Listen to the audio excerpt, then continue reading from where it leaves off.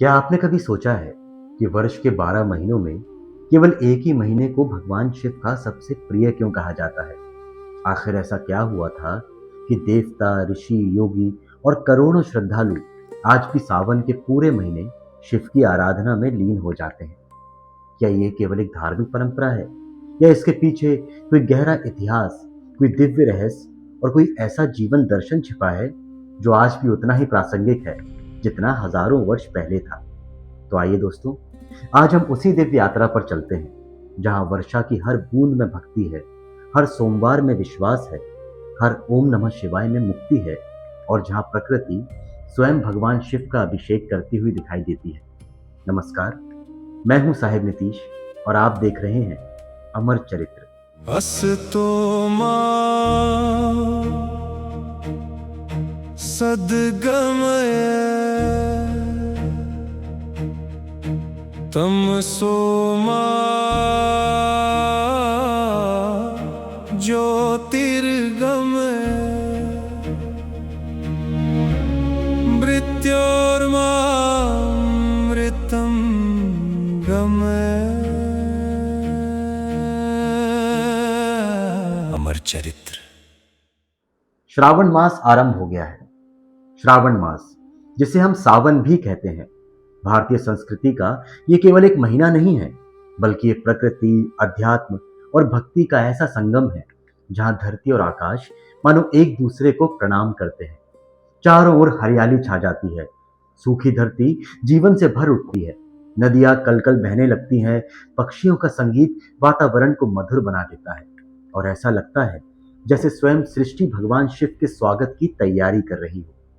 लेकिन प्रश्न यह है कि सावन ही भगवान शिव का प्रिय क्यों है? इस प्रश्न का उत्तर हमें समुद्र मंथन की उस महान कथा में मिलता है जिसने देवताओं और असुरों के साथ साथ संपूर्ण सृष्टि का भविष्य बदल दिया। जब देवताओं और दैत्यों ने अमृत प्राप्त करने के लिए क्षीर सागर का मंथन किया, तब अमृत से पहले एक भयंकर विष निकला। उस विष का नाम था कालकूट या हलाहल विष भी कहते हैं।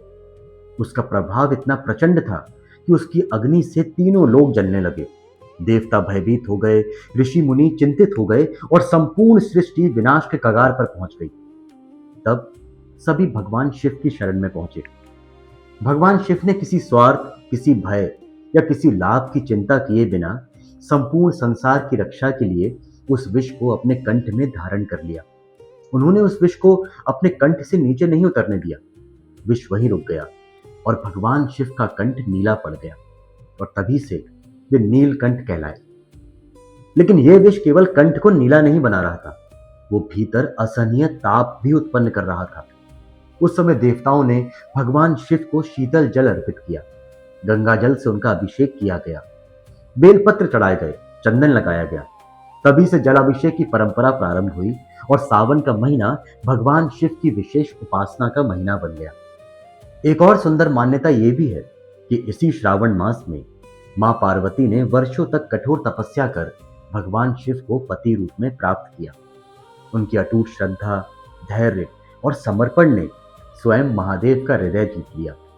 इसीलिए सावन केवल शिव का ही नहीं, बल्कि शिव और शक्ति के दिव्य मिलन का भी महीना माना जाता है।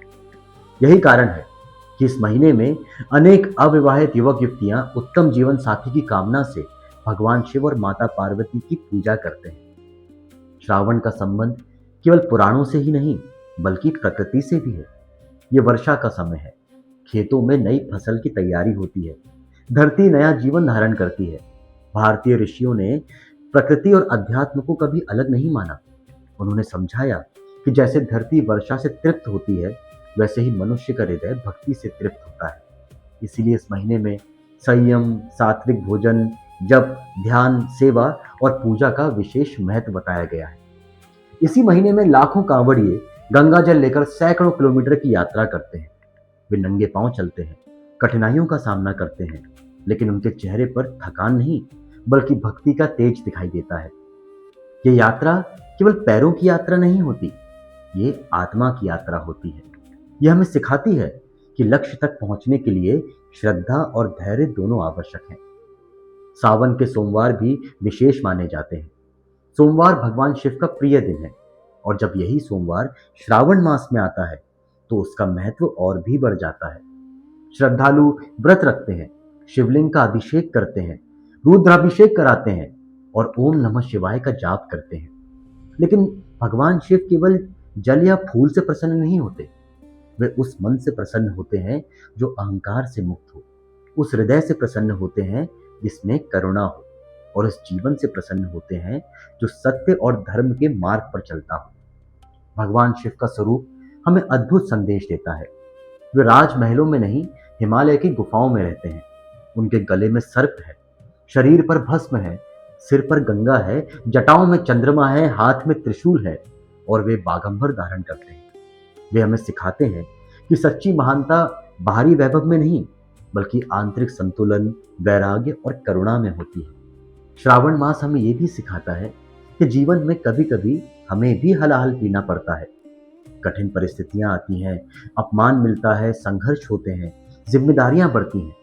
लेकिन यदि हम भगवान शिव की तरह धैर्य, संयम और साहस बनाए रखें, तो वही विष हमारे व्यक्तित्व की सबसे बड़ी शक्ति बन जाता है। आज के समय में जब मनुष्य तनाव, क्रोध, ईर्ष्या और असंतोष से घिरा हुआ है, तब सावन का संदेश पहले से कहीं अधिक महत्वपूर्ण हो जाता है। यही महीना हमें प्रकृति से जुड़ना सिखाता है, अपने भीतर झांकना सिखाता है, अपने अहंकार को त्यागना सिखाता है और ये याद दिलाता है कि सबसे बड़ा तप दूसरों का कल्याण करना है। और अंत में, श्रावण मास केवल एक धार्मिक पर्व नहीं, बल्कि जीवन जीने की एक कला है। ये हमें बताता है कि भक्ति केवल मंदिरों तक सीमित नहीं होनी चाहिए, बल्कि हमारे व्यवहार, हमारे विचार और हमारे कर्मों में भी दिखाई देनी चाहिए। यदि हमने सावन में केवल जल चढ़ाया और किसी प्यासे को पानी नहीं दिया, यदि हमने शिवलिंग पर बेलपत्र चढ़ाए लेकिन अपने माता पिता, गुरु और समाज का सम्मान नहीं किया, तो हमारी पूजा अधूरी रह जाएगी। तो आइए इस पावन श्रावण मास में हम केवल भगवान शिव का अभिषेक ही ना करें, बल्कि अपने मन का भी अभिषेक करें। क्रोध को शांति दें, अहंकार को विनम्रता में, स्वार्थ को सेवा में और अज्ञान को ज्ञान में परिवर्तित करें। यही सावन का वास्तविक संदेश है, यही भगवान शिव की सच्ची आराधना है और यही वो मार्ग है जो मनुष्य को केवल सफल ही नहीं, बल्कि सार्थक जीवन की ओर ले जाता है।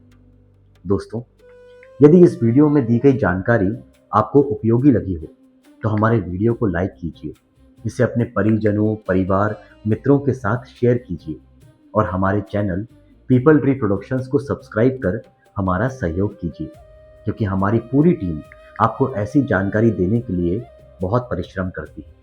इसलिए आपका एक लाइक और एक सब्सक्राइब हमें इसी प्रकार और भी वीडियो बनाने की प्रेरणा देता रहेगा। आज के एपिसोड में इतना ही। जल्द मिलते हैं अमर चरित्र के अगले एपिसोड में। हर हर महादेव। धन्यवाद।